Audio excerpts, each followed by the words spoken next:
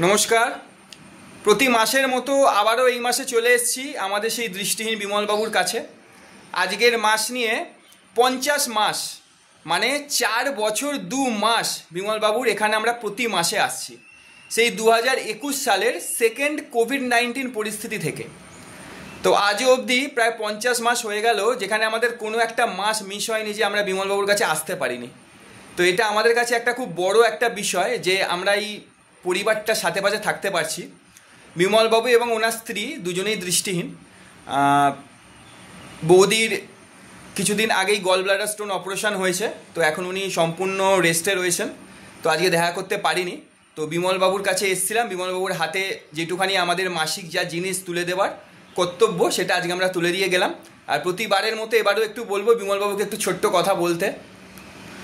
প্রত্যেকবারের মতন আবারও ওই একই কথা, সবাই ভালো থাকবেন, সুস্থ থাকবেন, আমাদের সঙ্গে থাকবেন। আর এই তো আবার পরের মাসে দেখা হবে। এই হলো বিমলবাবুর কথা। প্রতি মাসেই মোটামুটি আমরা আসি, প্রতি মাসেই বিমলবাবুর সাথে বিভিন্ন ধরনের কথাও হয়।